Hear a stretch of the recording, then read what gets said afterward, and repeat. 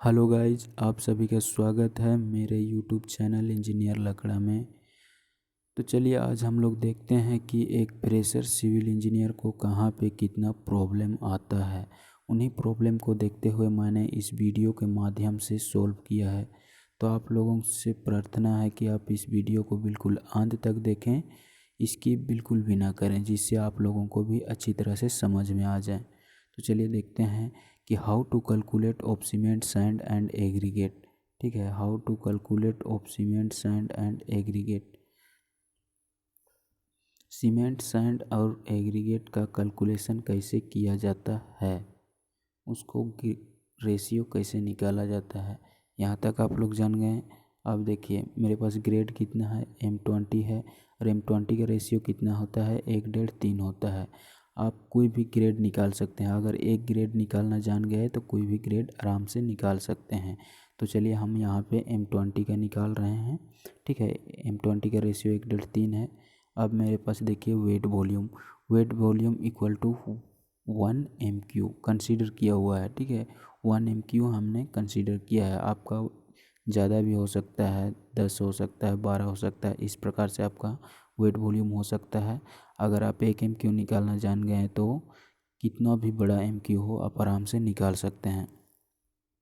तो चलिए आप लोग यहाँ तक समझ गए।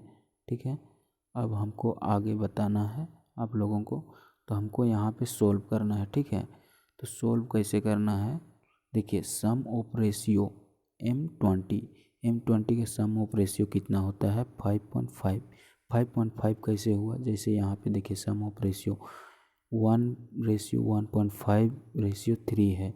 इन्हीं को मैंने ऐड कर दिया है। ठीक है, इन्हीं को मैंने ऐड कर दिया तो 5.5 मेरा सम ऑफ रेशियो आया।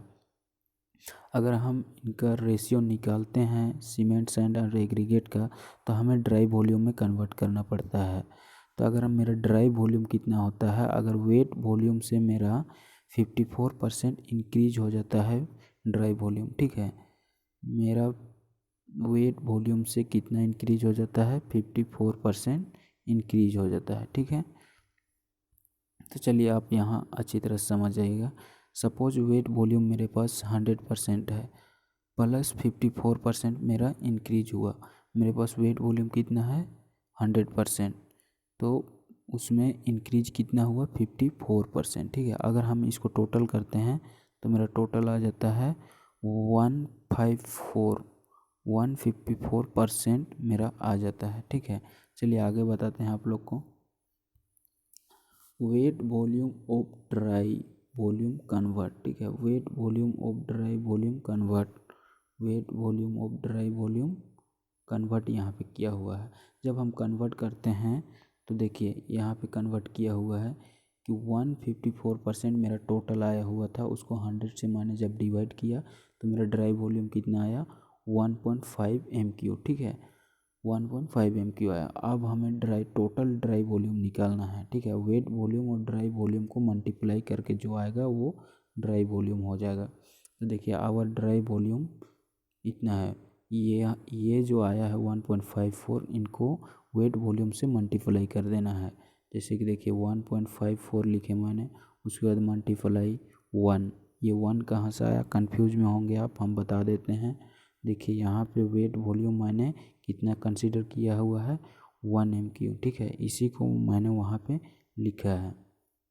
देखिए यहाँ पे मैंने 1 लिखा है, इसी को 1.54 इंटू 1 इक्वल टू कितना आ गया, 1.54 मेरा वेट वॉल्यूम ड्राई वॉल्यूम आ गया, सॉरी ड्राई वॉल्यूम आ गया। इतना तक अगर आप समझ गए हैं तो आपको सीमेंट सैंड और एग्रीगेट निकालने में कोई प्रॉब्लम नहीं है। ठीक है, बस इतना ही तक समझने में लोगों को तकलीफ़ होती है, समझ में नहीं आता है। उम्मीद है कि आप यहाँ तक समझ गए होंगे।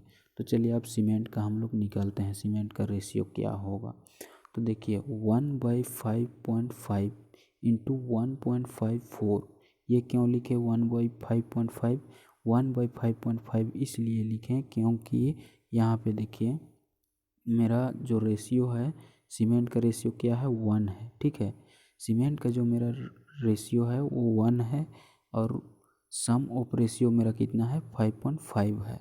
ठीक है, इसीलिए मैंने यहाँ पे 1/5.5 लिखा। उसके बाद जो हमारा ड्राई वॉल्यूम है उनको लिखें।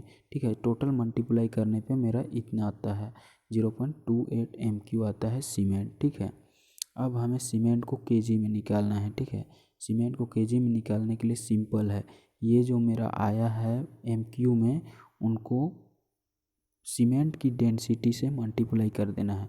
जैसे मैंने यहाँ पे लिख दिया, देखो जो मैंने MQ में लाया है उनको लिख दिया यहाँ पे। उसके बाद देखो सीमेंट की डेंसिटी होती है 1440 kg पर MQ होती है, तो 1440 से हमको मल्टीप्लाई कर देना है 0.28 को। जब मल्टीप्लाई करते हैं तो मेरे पास आता है 403.2। ठीक है, 403.2 मेरा मल्टीप्लाई करने पाता है। ठीक है, अब हमें बैग में निकालना है।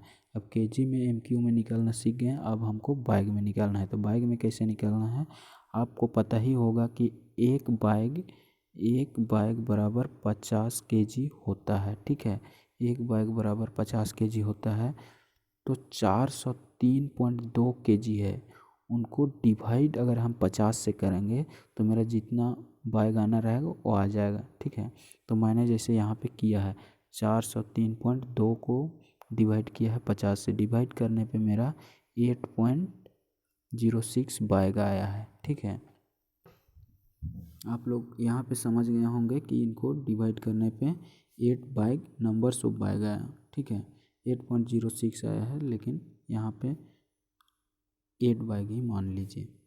तो चलिए आप लोग समझ गए होंगे, धन्यवाद आप लोगों का। और आगे हम लोग देखेंगे सैंड के बारे में, सैंड कैसे निकाला जाता है, उसका लिंक वीडियो के डिस्क्रिप्शन में दिया हुआ है, आप लोग जाके देख लीजिएगा।